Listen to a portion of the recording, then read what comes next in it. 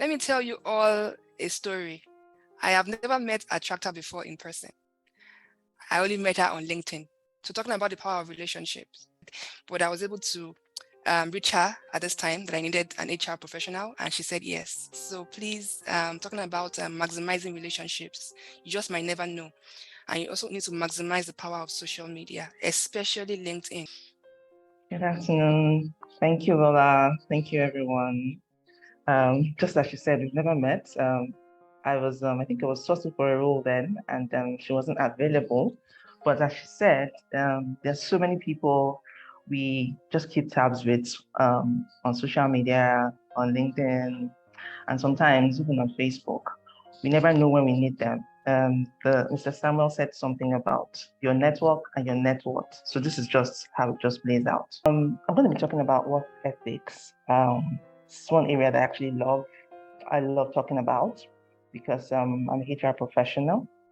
So my name is Attractor Kanebi. I work for Teach for Nigeria. Teach for Nigeria is a nonprofit that is joining the fight against educational inequity, right?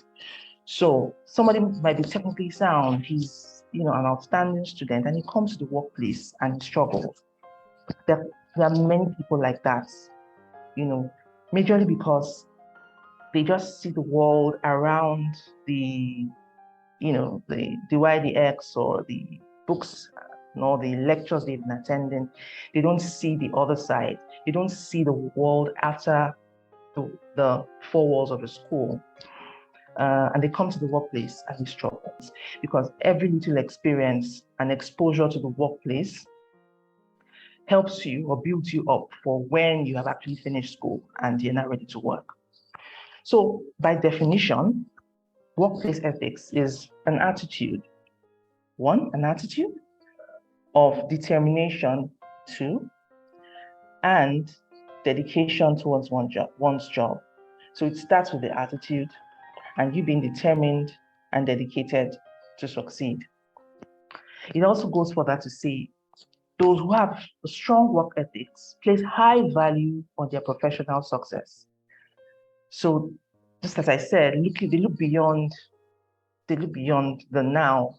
They're looking at their future, their growth in their career, and they understand that to climb up that ladder, to get to that goal and that destination they intend to get to, they need to build up some skills, they need to be determined, they need to be focused. And part of the things is how they comport themselves in the workplace. The workplace has changed, right? Unlike before, where people used to work in the office 2-4-7, not necessarily 2-4-7, but 9 to 5 or 8 to 5. We have people that work hybrid or people that work remotely. So it's not necessary. The workplace has extended past the four walls in an office.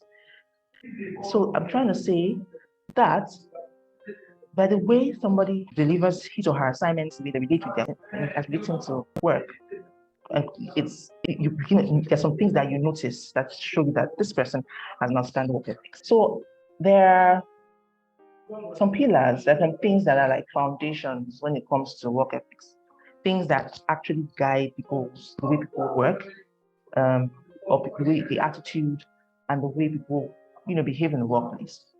There are 5 of them. The first is their mindset. So we have mindset, we have attitude, we have the culture, the skills and the talents and the person's background. Now, mindset. Can somebody tell me what mindset is? Mindset is like a preconceived notion or thought you have about things, situations. Yeah. Someone says the way one thinks, the way you think and understand things, a preconceived notion. Yeah. So if you have a mindset that it's not my father's company, if you're working, it's not my father's company, I beg, I can't kill myself. That's a mindset. Or I'll just do what I can. I mean, that's all. There are people like that. So in their mind, after they leave the workplace, that's all. Everything that happens after 5 o'clock is the company's business. I was speaking to my colleagues sometime last week, and I was saying that it's good for you to understand that when you're working for an organization, in as much as, yes, you are working for, say, ABC Limited or whatever, or Teach for Nigeria, for example, you're also working for yourself. you're working for yourself. You're not working for, you're working for the company, but you're also working for yourself. Because that experience that you're going to garner, those skills that you're going to build are going to be used by you.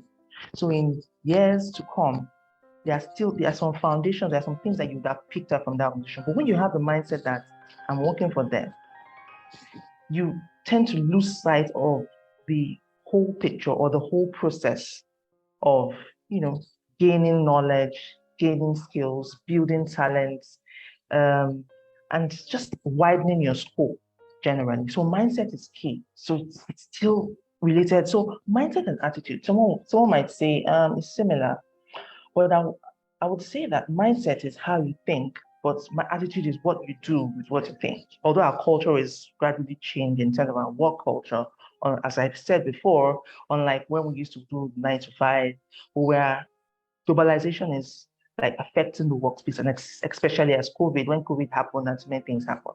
So work culture also tends to affect people's work ethics, the way people work.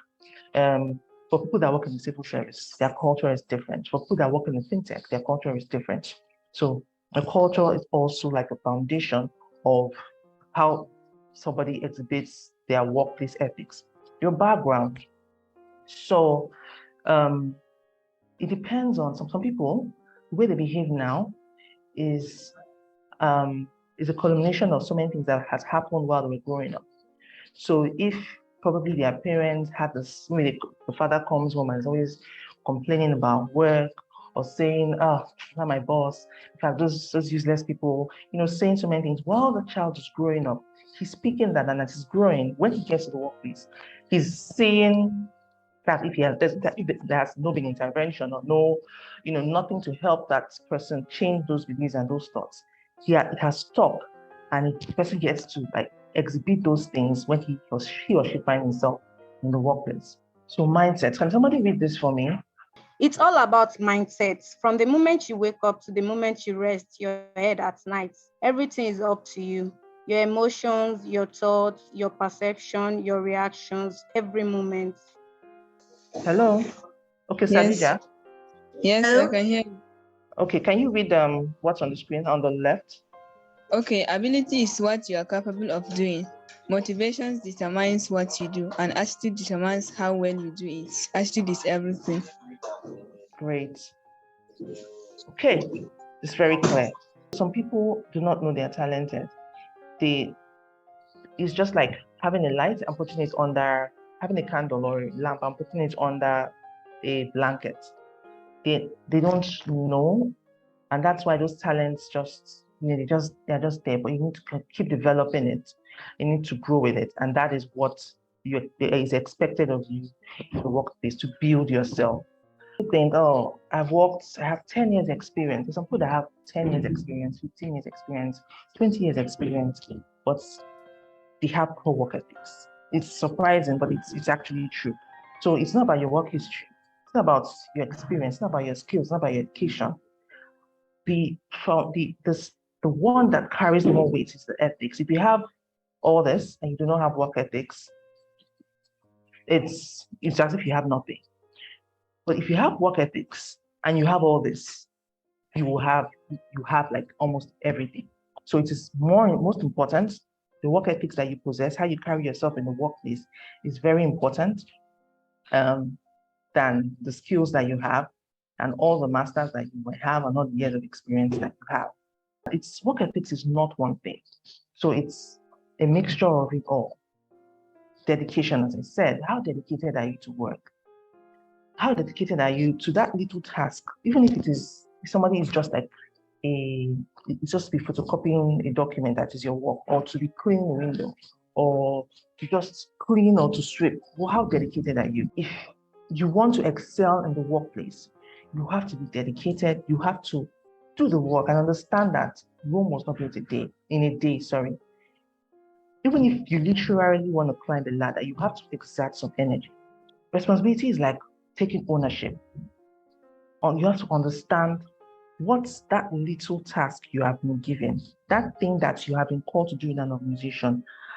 You have to be responsible for it, and understand that little thing ties to the goals and the missions the mission that organization stands for. So people are perpetual latecomers. I don't know how to explain it. I don't know, all right, I can't even fathom, but so being punctual it shows responsibility. It shows that you are a serious-minded person. So punctuality is one of the attributes. Then we have reliability. How reliable are you? Can you be counted on? Can your boss or can your manager count on you and say, yes, I can trust that this person can do this? Okay, so I'll just take them one after the other. I've mentioned punctuality, accountability. How accountable are you? Can you be trusted? Can your boss trust you? Do you have focus? Are you focused on a task? Do you have like when you have tasks, when you're given something to do, are you able to outline these things and tell yourself, okay, I have 5 things to do. I'll do this this morning. I'll do this. You need to be focused. Initiative. Do you wait to be told what to do? You have to take yourself as a business owner. You might not be the business owner, you might be an employee, but see yourself as a business owner, see yourself as a consultant. Can you think outside the box to solve problems? How productive are you? If you are given a task or if you are given an assignment, are you productive or do you give excuses? Professionalism. Do you understand in quotes, the ethics of your profession? So if you are in the finance space, do you know what it entails, what's expected of someone in the finance space?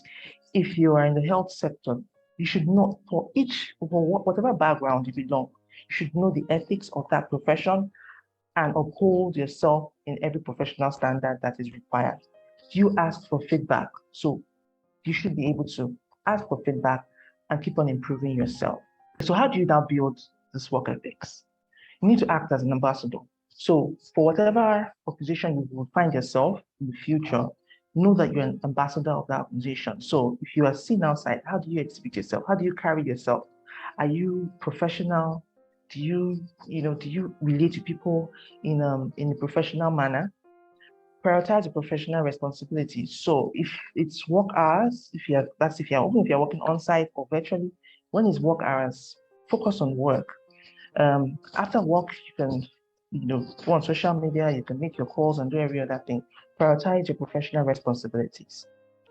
Seek professional development. There's so many courses online. There's so many resources available that are at your reach for free too. So always look for opportunities to improve yourself. In some organizations, they have reviews, appraisals, but even before those appraisals come up, when you do something, at the end of the month, you ask, oh, am I doing well? You check your work too and ensure that you're consistent, yet that your work is up to par. Many of our workplaces these days, we refer to ourselves, maybe referring to yourself on first name basis, but the fact that you're calling someone by their first name doesn't mean that you should disrespect the person. Okay, so this is 2 good work ethics and poor ethics. So this is Ernest Eric. He arrives to work on time. He's happy to do overtime when it's appropriate. He takes break when needed. He keeps his personal problems out of the workplace, and he admits his mistakes. Poor work ethic is passive Peter. He arrives to work late, office late. He often needs extension because he doesn't meet his deadlines. Overtime is not he can't do it because it's not on his letter. He's often caught scrolling through social media, and he blames others for his mistakes. So this is the comparison between a good and a poor work ethic. If people don't know you for your work ethics, you aren't working. So you should be known for something in your mind, somewhere in your subconscious. You should tell yourself, I want to work when I do my work, even if it's a personal business or if it is in a workspace, I want people to say, oh, Barakat or Cynthia or Jumoke or Sajida or any Joy or any of you, oh, this person, she's good. She can be counted on. And if you leave that place, they always remember you that, oh no, she's professional. No, when it comes to professional, when it comes to integrity, no, forget it. She is it. Before you pray, I just thought to drop this here. Before you pray, believe. Before you speak, listen. Before you spend, earn. Before you write, think. Before you quit, try. Before you die, leave. I saw this when I was preparing this slide, and I just felt, okay, it was good to share. Thank you so much. Thank you, Attractor. All Thank you right. for the insightful session.